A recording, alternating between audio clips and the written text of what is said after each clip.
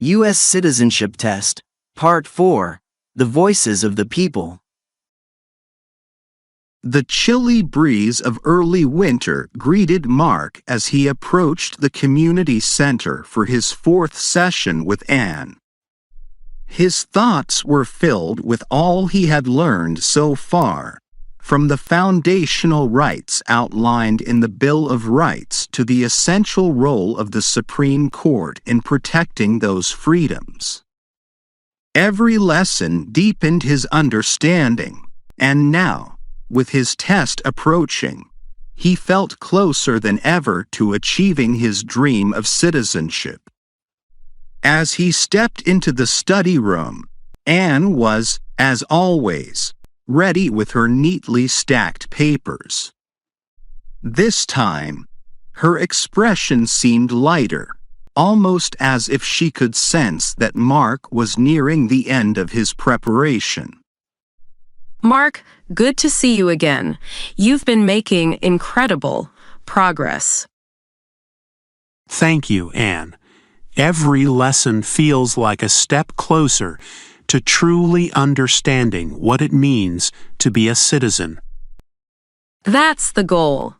Today, we're going to dive into how the voices of the people are heard in government through voting and representation, and how those voices help shape the country. Let's get started.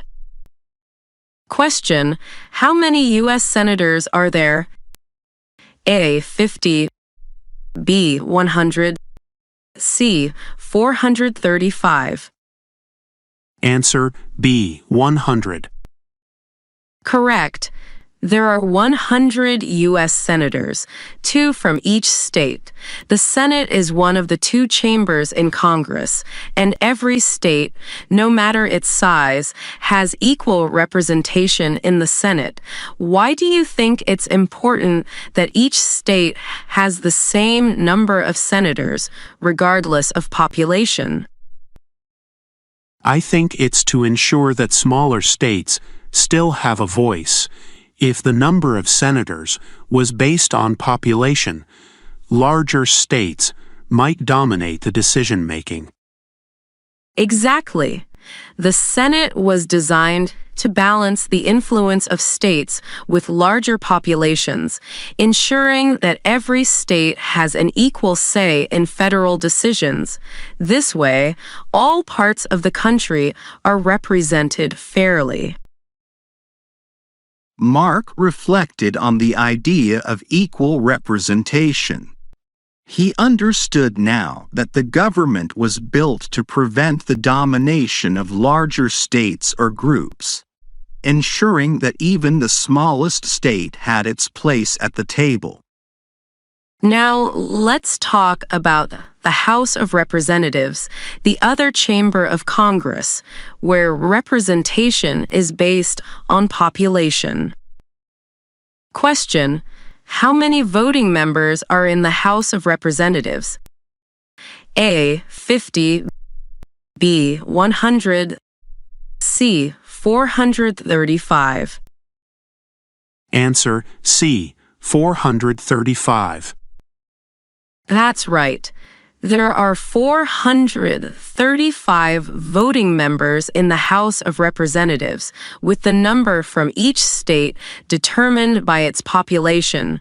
Why do you think it's important to have representation based on population in the House?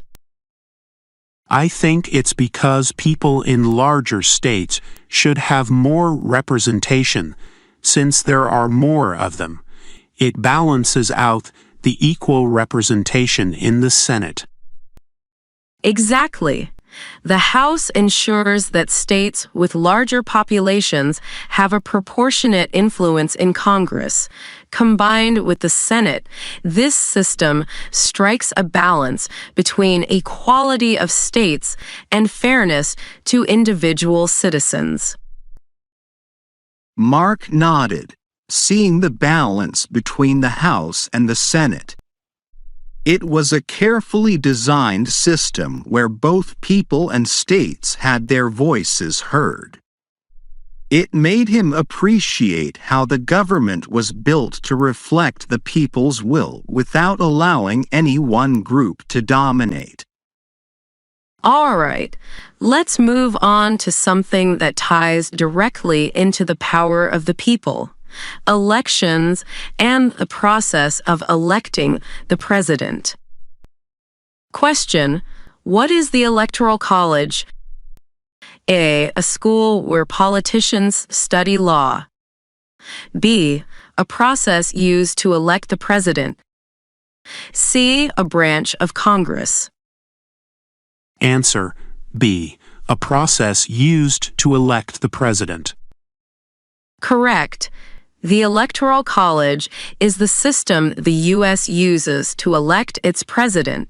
Each state has a certain number of electors based on its representation in Congress. Why do you think the U.S.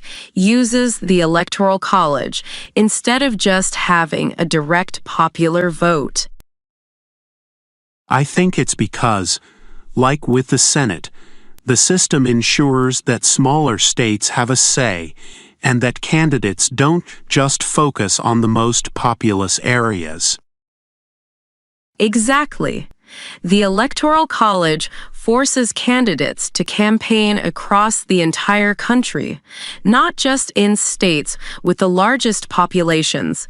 It's another way the system ensures that all regions and states are considered during the election process. Anne shuffled her papers, signaling that they were nearing the end of the session. Mark felt like today's lesson had shown him another layer of the country's political structure, revealing how citizens' voices were heard through their representatives and in the election of the president. Great work today, Mark. You're really getting a deep understanding of how the people's voice shapes the government. Elections, representation, it all comes down to making sure everyone has a voice. Thank you, Anne.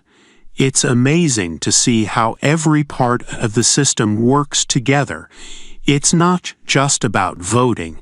It's about ensuring everyone is represented fairly. Exactly. And as a future citizen, you'll be a part of that process.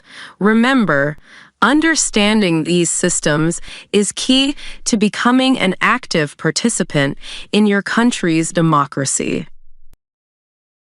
Mark walked out of the community center, the early evening sky darkening around him.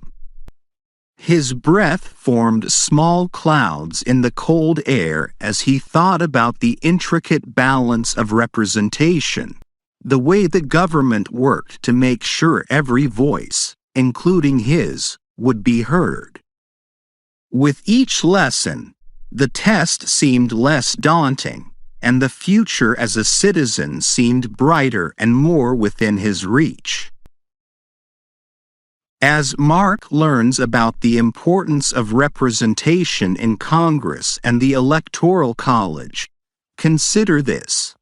How do you think the balance between large and small states affects the decisions made by Congress?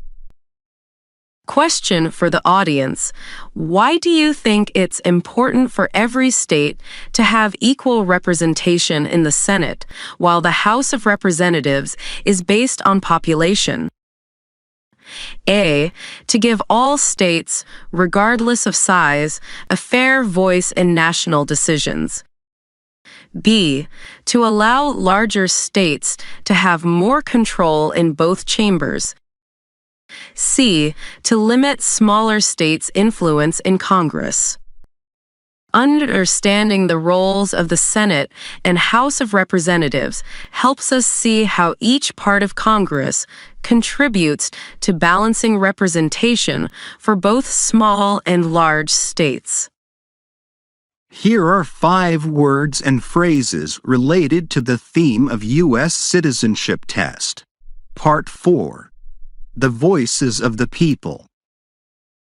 Senate, one of the two chambers of Congress, consisting of 2 senators from each state, regardless of population. House of Representatives, the chamber of Congress where the number of representatives is based on the population of each state. Electoral College, the system used to elect the President of the United States, with electors allocated to each state based on its representation in Congress. Representation, the action of speaking or acting on behalf of someone in government.